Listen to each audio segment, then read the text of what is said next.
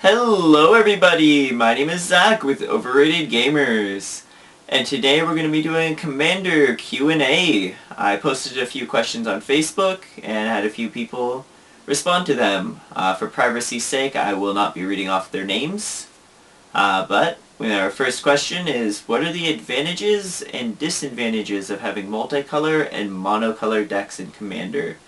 For the most part, the main advantage is price and consistency with your mana. If you're running a deck that's, say, mono green, most of your lands are going to produce green, so you will have a fairly easy time of getting whichever color you need. You also won't have to spend money on getting dual lands.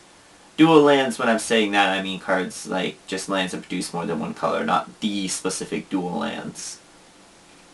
But you won't have to get shock lands. Fetch lands are a little less important in these decks. They're still useful for thinning, but you don't need them to get that shock land that's both colors, or things like that.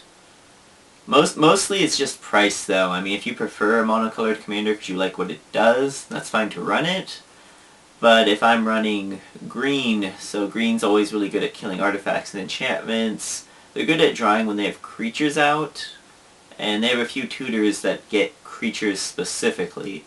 But if I want cards that tutor for any card in my deck, like Demonic Tutor and Vampiric Tutor, well, those are in black. If I want good board wipes, well, those are in white. And there are some still also in black.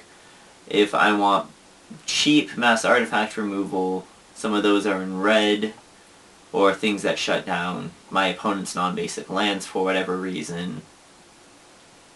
If I want equipments and cards that get equipments and function with equipments, those are all going to be in white. If I want counter spells, or I want really good draw cards, or if I want combos, a lot of those are in blue.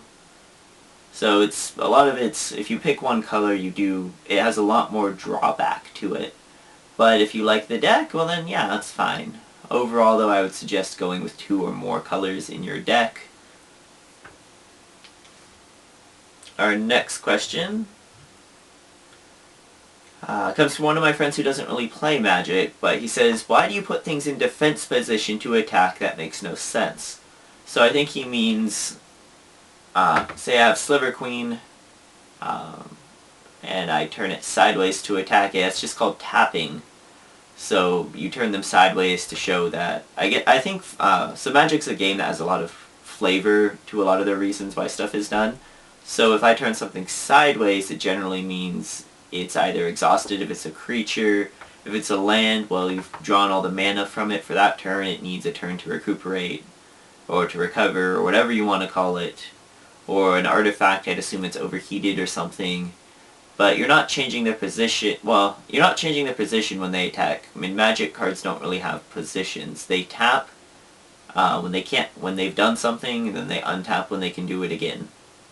I mean, some cards have activated abilities. I mean, I can pay 2 mana and make Sliver tokens. I can always do that on my Sliver Queen if I have the mana for it. The next question is, what is the right amount of mini dice that you need for a Commander game?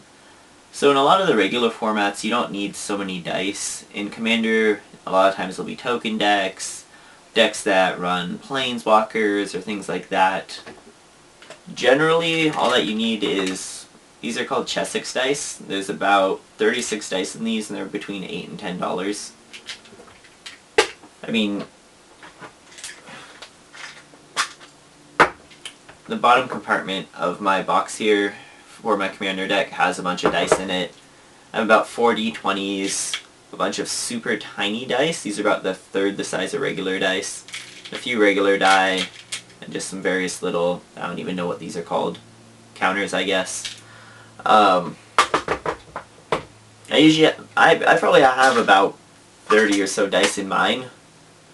It's not something you necessarily need. Generally, there are other people at the table, and if there's no dice, you can use a pen and paper. So, technically the answer is 0. I would suggest having about 2 D20s for your own life total. It's a lot better than wasting a ton of paper, just having dice. And then, eventually, picking up one of these. 36 dice, it's $8 or $10. It's not that bad.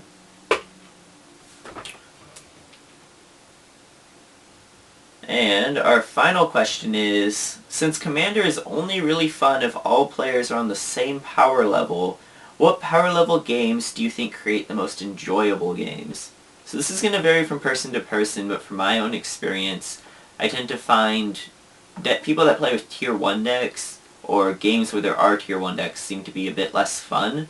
At the same time, I find playing with just right out of the box Commander decks, unless everyone is playing with one of those aren't as fun either. So I'd say it's probably about the level where it's about a 1.5 or 2 when it comes to the tier ranking for the deck.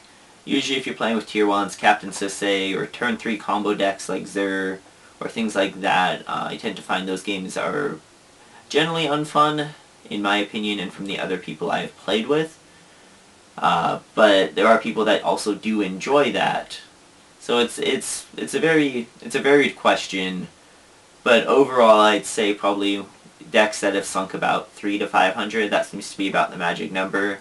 $300 to $500 in over time, or just through cards that you have. Commander generally is something that people who have been playing for a bit longer get into, so they usually have collections and they have cards they can just put into those decks because they've played for a while.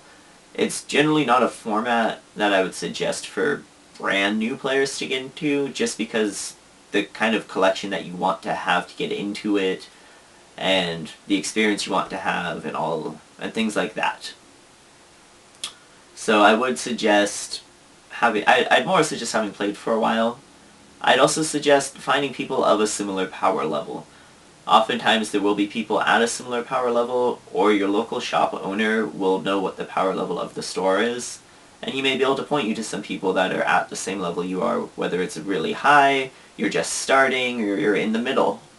I know the shop I go to, we have people at all various levels. And if you can't find people that are at the same level, I would suggest looking for online groups on Facebook, Meetup, or any of those websites. But usually you can find people at about the same level you're at and who have the same goals you do when it comes to Commander, whether it's just playing wacky fun cards, if they like including unhinge and unglue cards in their decks, or just things like that.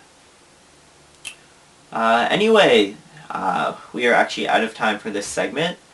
Thank you everybody for the questions that you supplied, and thank you everybody for watching, and we'll see you in the next video.